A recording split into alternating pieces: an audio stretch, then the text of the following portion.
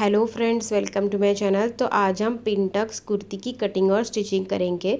तो इसके लिए हमने 2.5 मीटर फैब्रिक लिया है और इस फैब्रिक को हमने डबल फोल्ड करके रखा है। सबसे पहले हम बैक का पार्ट कट करेंगे और इस 2 फोल्ड की जो विड्थ है वो हमने 11 इंच की ली है। जितना हिप का साइज़ है उसको 4 से डिवाइड करना है प्लस 2 इंच मार्जिन ऐड करना है।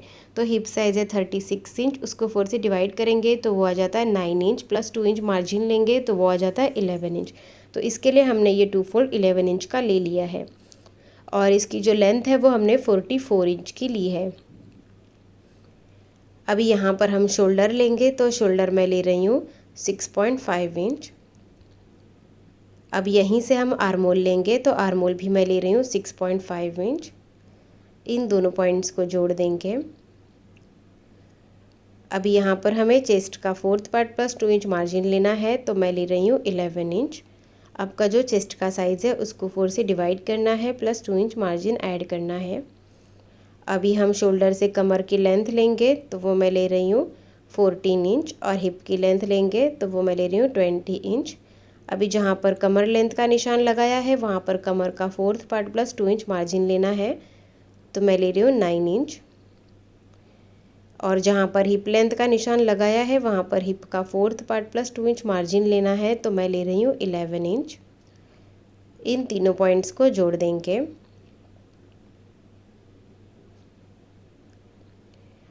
और यहाँ से नीचे की तरफ हमारा स्ट्रेट ही रहेगा। अभी आर्मोल ड्रॉ करेंगे तो इस लाइन का हमें हाफ लेना है और यहाँ से बैक का आर्मोल ड्रॉ कर लेना है। अभी नेक की मार्किंग करेंगे तो नेक विड्थ मैं ले रही हूँ 2.75 इंच और नेक डीप मैं ले रही हूँ 4 इंच बैक के लिए और राउंड शेप दे देना है। तो बैक पार्ट की मार्किंग हो गई है, अभी हम इसकी कटिंग कर लेंगे। तो इस तरह से हमने बैक पार्ट की कटिंग कर ली है।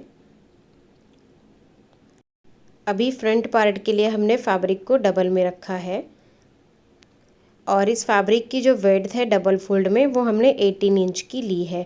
तो यहाँ पर हमने विड्थ ज़्यादा ली है इसकी क्योंकि हमें सेंटर में प्लेट्स डालनी है, तो इसके लिए हमने इसकी विड्थ 18 इंच की ली है। तो बैक पार्ट में जो हमने विड्थ ली थी वो 11 इंच की थी, तो इसकी विड्थ हमने थोड़ी ज़्यादा ली है 7 इंच तक, जिससे कि हम सेंटर में प्लेट्स डाल सकें। तो इस तरह से 2 फोल्ड में हमने इसकी विड्थ 7 इंच ज़्यादा ली है और इसकी जो लेंथ है वो हमने 44 इंच की ली है, जितनी बैक पार्ट की ली है।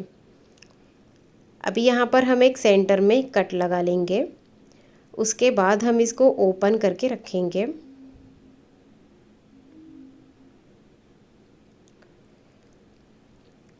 अभी यहाँ पर हम सेंटर लाइन ड्रॉ कर लेंगे। उसके बाद इसकी जो पिन टक्स की जो लेंथ रहेगी वो हम 14 इंच तक रखेंगे और ये जो सेंटर में हमने कट लगाया था यहाँ से दोनों साइड में हम 1-1 इंच पे मार्क करेंगे।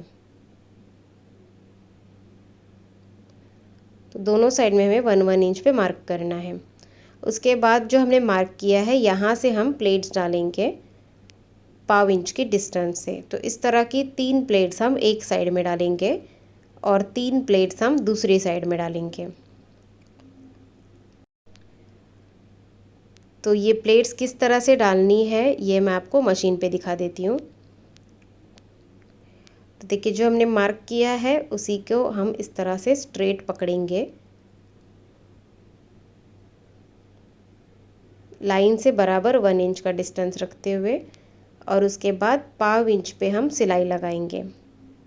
1 फुट के डिस्टेंस पे हमें सिलाई लगानी है और जहाँ तक हमने मार्क किया है 14 इंच तक वहीं तक हमें स्टिच करना है और यहाँ पर लॉक कर देना है। उसके बाद हमें इसके साइड में दूसरी प्लेट डालनी है। तो इस तरह से वापस इसको फोल्ड करेंगे। अब यहाँ पे चेक भी कर सकते हैं डिस्टेंस, ये देखिए दोनों बराबर है।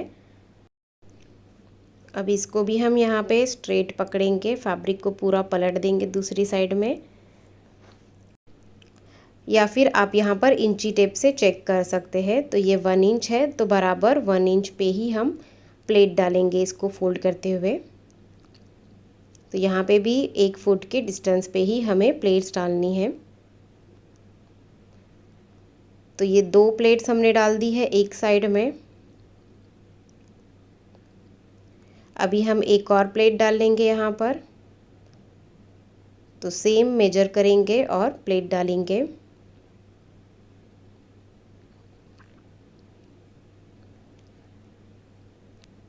तो इस तरह से देखिए 3 प्लेट्स हमें एक साइड में डालनी है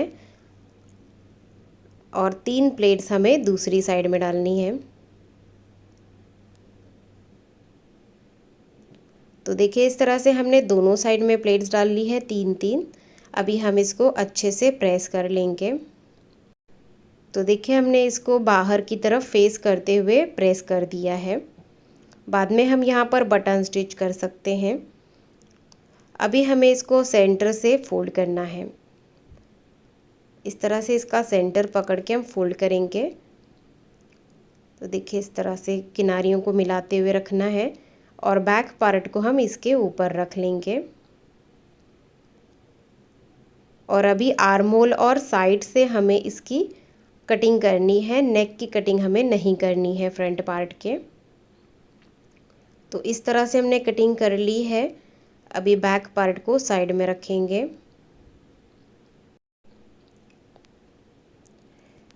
तो अभी हमें फ्रंट का आर्म होल 1/2 इंच अंदर से ड्रॉ करना है और इसकी कटिंग कर लेनी है। तो हमने फ्रंट आर्म होल की कटिंग कर ली है। अभी हम इसको ओपन करके रखेंगे। तो यहाँ पर हमने नेक की कटिंग नहीं की है। नेक की कटिंग हमें कैनवास पेपर पे करनी है। अभी हम स्लीव्स की कटिंग करेंगे। तो इसके लिए हमने फैब्रिक को 4 फोल्ड करके रखा है। ये ओपन साइड है और ये फोल्ड साइड है। और इस 4 फोल्ड की जो विड्थ है वो हमने 9.5 इंच की ली है। जितना आपका आर्म होल है उससे 3 इंच ज़्यादा ली है। और स्लीव्स की लेंथ हमने 18 इंच ली है। अभी यहाँ पर ओपन साइड में हम 3 इंच पे मार्क करेंगे और यहाँ से हम स्लीव्स का शेप ड्रॉ कर लेंगे। और अभी हम यहाँ पर स्लीव्स बॉटम लेंगे। तो वो मैं ले रही हूँ 7 इंच। इन दोनों पॉइंट्स को जोड़ देंगे और स्लीव्स की कटिंग कर लेंगे। तो हमने स्लीव्स की कटिंग कर ली है। अभी हमें यहाँ पर एक छोटा सा कट लगाना है। उसके बाद हम स्लीव्स को ओपन करके रखेंगे और यहाँ पर दोनों स्लीव्स की सीधी साइड अंदर की तरफ रखनी है या फिर उल्टी साइड अंदर की तरफ रखनी है। उसके बाद फ्रंट का आर्म होल ड्रॉ करना है और इसकी कटिंग कर लेनी है। तो इस तरह से हमने दोनों साइड की स्लीव्स की कटिंग कर ली है। अभी ये हमने कैनवास पेपर लिया है फ्रंट पार्ट के नेक के लिए और इसकी जो विड्थ है वो 9 इंच की है और इसकी लेंथ 7.5 इंच तक की है। अभी हम इसको विड्थ वाइज फोल्ड करेंगे और यहाँ पर हम एक पिन लगा लेंगे। उसके बाद यहाँ पर हम नेक विड्थ लेंगे। तो वो मैं ले रही हूँ 3 इंच और नेक डीप मैं ले रही हूँ 5 इंच। अब यहाँ पर भी हम 3 इंच ले लेंगे और राउंड शेप ड्रॉ कर लेंगे। अभी इसके बाहर से हम 1 इंच का मार्जिन रखेंगे। तो अभी हम नेक की कटिंग कर लेंगे। तो ये पिन हम सेंटर में लगा लेंगे और इसकी कटिंग करेंगे।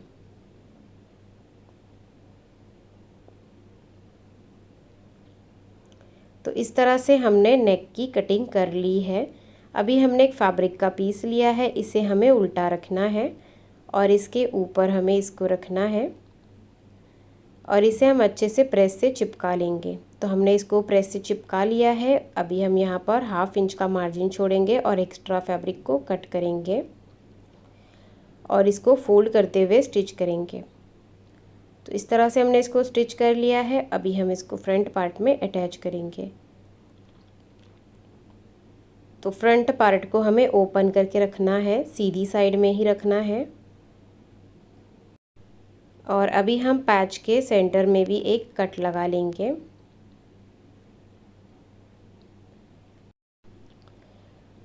और इसको हम इसके ऊपर उल्टा रखेंगे। सेंटर से सेंटर को मिलाते हुए रखना है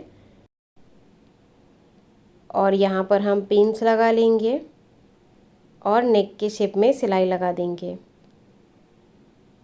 तो हमने सिलाई लगा दी है। उसके बाद यहाँ पर 1/4 इंच तक का मार्जिन छोड़ना है और एक्स्ट्रा फैब्रिक को कट करना है और यहाँ पर छोटे छोटे कट्स लगाने हैं। उसके बाद इस पैच को हम अंदर की तरफ फोल्ड कर देंगे और इसको हम अच्छे से प्रेस करेंगे। तो देखिए हमने इसको प्रेस कर लिया है। बाद में यहाँ पर हम हैंड स्टिच करेंगे। तो ये हमारा फ्रंट नेक रेडी हो गया है। अभी हमने बैक का पार्ट लिया है। तो बैक नेक के लिए हमने नेक के शेप की स्ट्रिप ली है। इसे हम इसके ऊपर रखेंगे और सिलाई लगा देंगे।